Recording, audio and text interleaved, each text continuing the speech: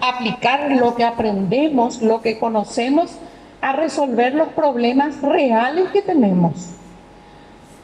Con la interiorización de contenidos estereotipados. Había que aprender de memoria un montón de cosas difíciles, pero nadie sabía para qué servían. Dogmáticos inamovibles.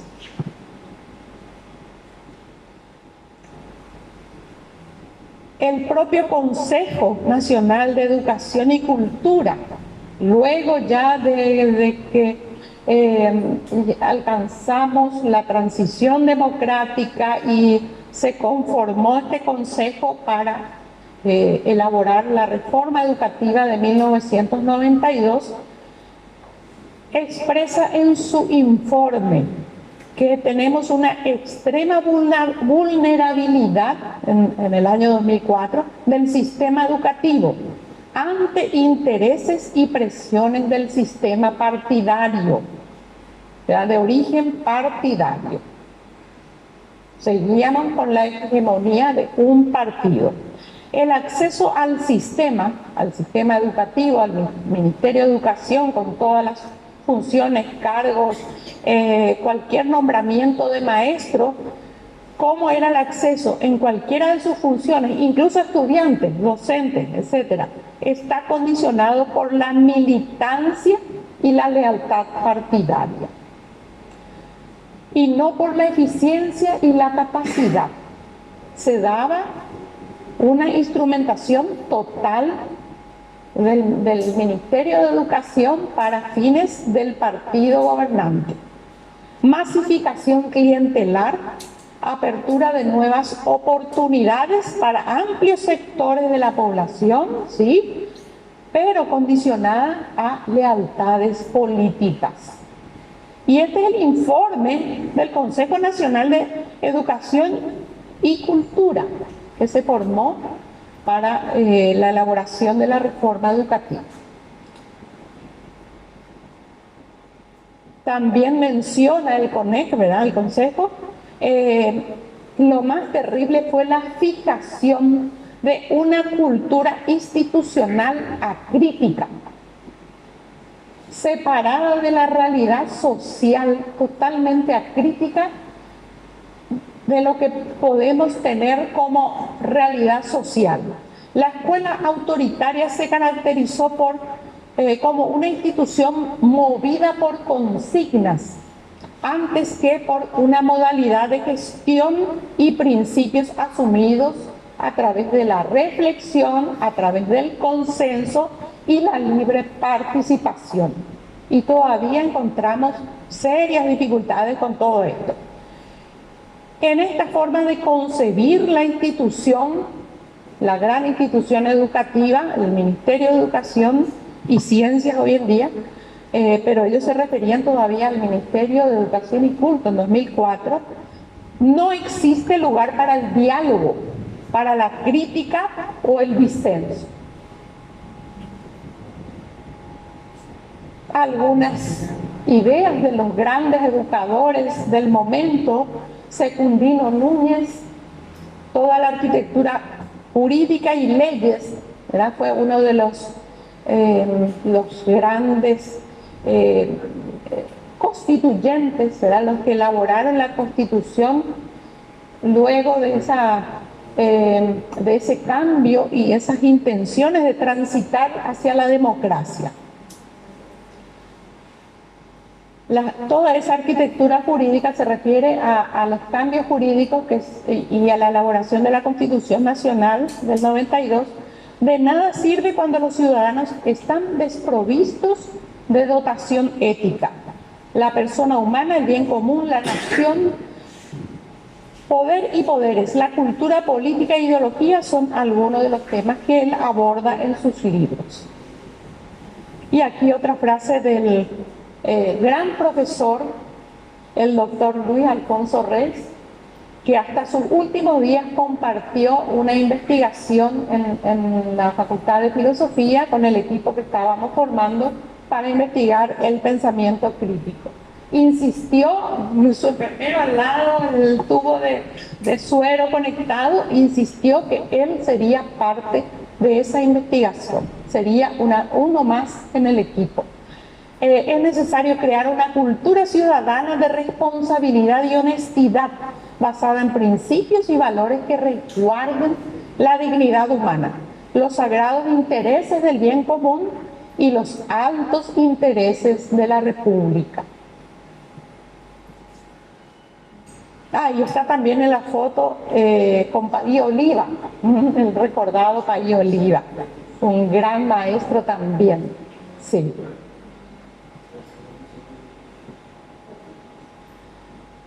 En 1992 entonces tenemos una reforma educativa que busca orientar la educación hacia un proyecto democrático. Este es un texto de Marta Lafuente, publicado en 2009. Dice que ella, el análisis que hace, la reforma educativa surge como la primera voz en libertad del pueblo paraguayo ante la caída de la dictadura. Había un gran deseo de protagonismo de la gente en un nuevo estilo de vida político, social, la democracia. Y el primer informe del Consejo Asesor se titula Reforma Educativa, Compromiso de Todos. Ñandecá, esa fue la palabra, Ñandecá, de todos. Por demasiados años se vivió la idea de que estábamos unos contra los otros, ese enfrentamiento constante, ese cuiraguereato para detectar los enemigos al sistema, sin la experiencia de lo compartido, de compartir el disenso, de dialogar, de criticar si es necesario, tan intrínseco a la educación como al bien público. Aquí algunos resultados de esa reforma, cómo se fue trabajando, cómo fue creciendo, sobre todo el ingreso a la educación básica hasta el tercer ciclo, la educación media, fueron las que más fueron creciendo. Ese verdecito es la educación media, justamente. La cooperación internacional entra de nuevo, por supuesto. Se firma un convenio de préstamo con el Banco Interamericano de Desarrollo para la educación básica primeramente y después con el Banco Mundial para la educación media. En materia de educación, el liderazgo intelectual está siempre, lo identificamos siempre en la UNESCO, la Organización de las Naciones Unidas para la Educación, la Ciencia y la Cultura, los foros internacionales que van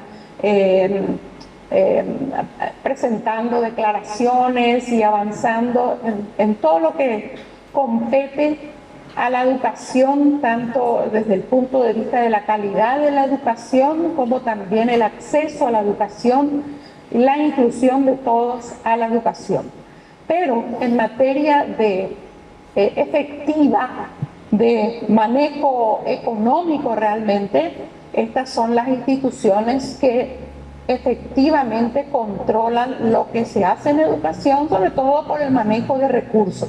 Y otras agencias de cooperación, constantemente estamos escuchando que nuestro país ha recibido una cooperación, un fondo no reembolsable, si tenemos suerte, y a veces es nada más que un préstamo, de algunas instituciones que representan determinados intereses, ¿verdad? Organización de Estados Iberoamericanos, USAID, ¿verdad?, de Estados Unidos, COICA de Corea, en fin, diversas organizaciones de cooperación.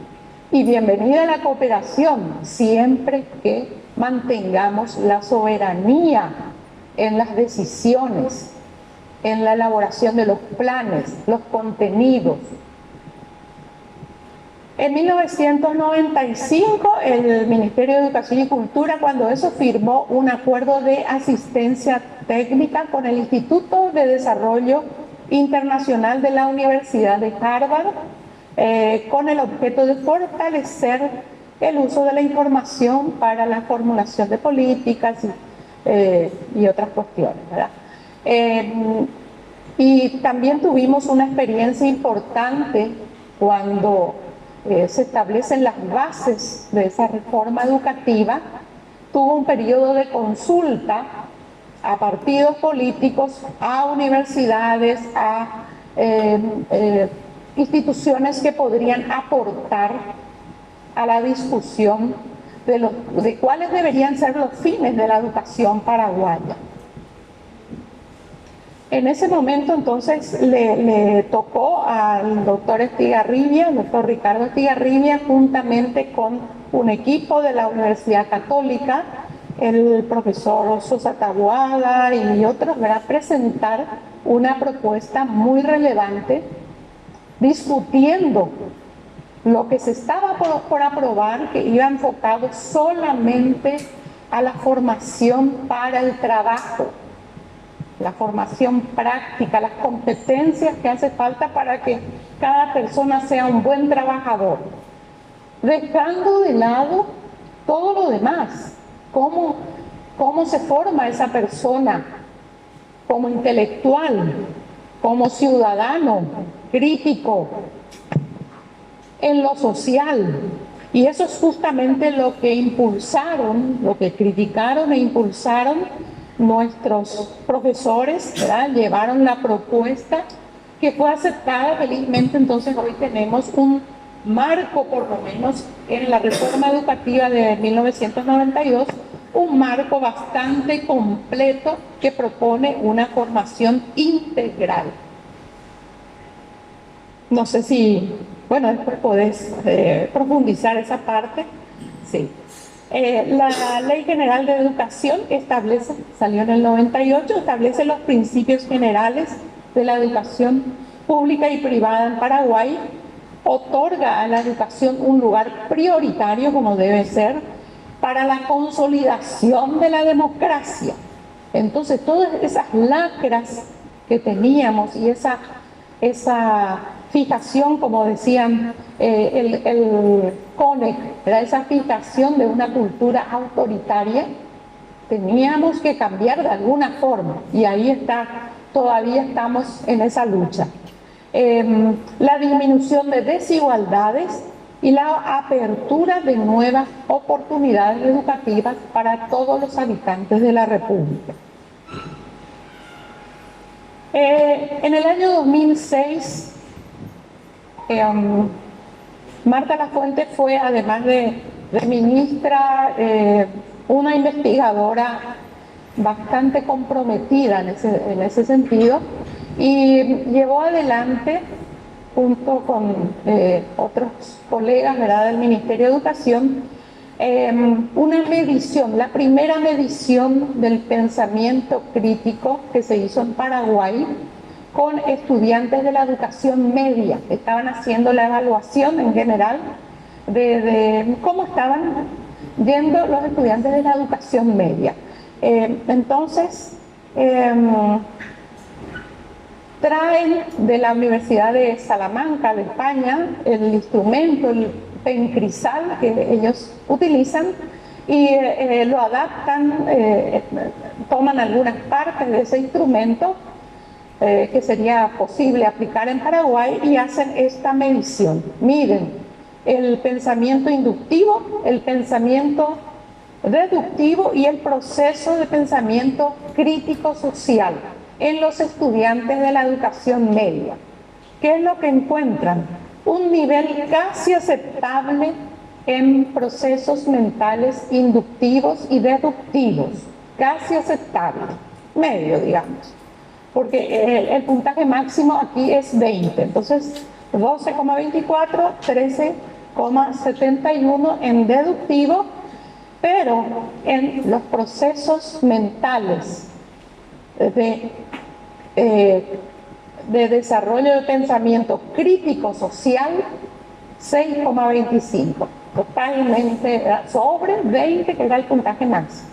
O sea, esto realmente comprueba aquello que ya afirmaba Ubaldo Chamorro, que ya decían los miembros del CONEC, el informe del CONEC. Tenemos una dificultad importante en el desarrollo de las habilidades para procesos de razonamiento de tipo crítico social. Bueno, esto quedó ahí en el Oparaí, nadie le dio después mucha promoción, quedó medio escondidito. Las orientaciones de políticas educativas que elaboró el CARE en el 98, y podemos decir que siguen vigentes porque se hizo muy poco: universalizar el acceso a la educación y fomentar la equidad, priorizar la calidad, atender la pertinencia curricular, sobre todo el tema de la educación bilingüe, ampliar el alcance y los medios educativos, formar y capacitar recursos humanos, formar profesores, ampliar y mejorar infraestructura, implementar programas focalizados para la discriminación positiva en escuelas de alto riesgo. Y qué importante esto último, y que poco se ha hecho hasta ahora. Hasta están algunos queriendo sacar la merienda escolar, fíjense, uno de los pocos beneficios importantes para por lo menos fortalecer en algo el déficit nutricional con que llegan los niños de zonas vulnerables a la escuela. Paraguay siempre fue y sigue siendo uno de los países que menos invierte en educación. Ahí lo tenemos, solamente Haití y Guatemala están por debajo. Tenemos más de 400.000 niños y niñas y adolescentes fuera del sistema educativo. Y después nos sorprendemos porque tenemos tantos conflictos sociales, violencia en las calles, drogadicción, todo tipo de problemas. 12.000 aulas en mal estado, pésimo estado, y ni qué decir los baños y la infraestructura sanitaria de las escuelas. 200 aulas en riesgo de derrumbarse. 1.074 secciones que faltan porque los chicos necesitan ingresar a alguna sección y no hay. Los desafíos, y aquí pido la ayuda de todos los colegas profesores, los desafíos para el desarrollo de una política educativa soberana en Paraguay: desarrollar la conciencia social y el pensamiento crítico.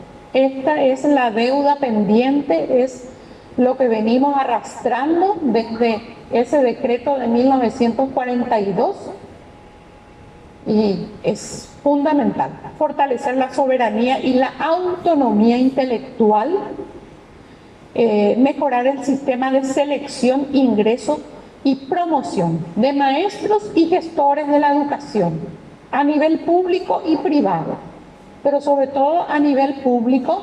Todos pagamos con nuestros impuestos, sin embargo, para ingresar a determinados cargos, el simple cargo de maestro o director, hace falta un documento especial que ya sabemos cuál es. Fortalecer el presupuesto, la participación vinculante de la ciudadanía en la gestión y el control de los recursos. Que realmente la gente, las familias puedan participar en todo y sobre todo cuidar los recursos que se aplican a la educación. ¿Qué estuvimos haciendo entonces con todo esto? Un proyecto de investigación en la Universidad Nacional de Asunción, la Facultad de Filosofía. Conseguimos apoyo del programa Prociencia de CONACYT para desarrollar un proyecto de investigación desde 2017 y sigue hasta la fecha, sobre el pensamiento crítico en la formación profesional.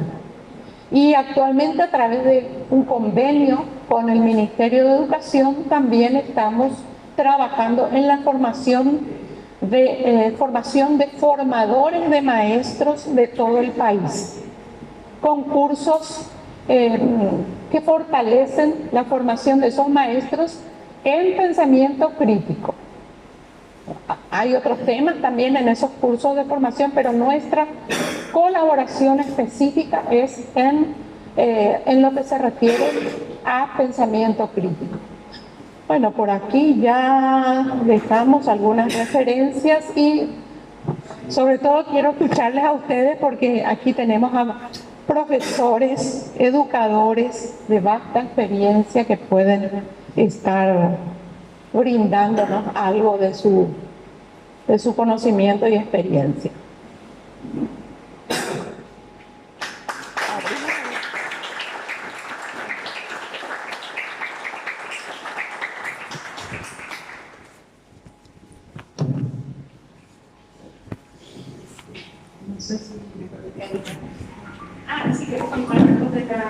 Sí, yo participé del programa de reforma educativa que estaba diseñado muy, creo que es el único ministro, a mi juicio,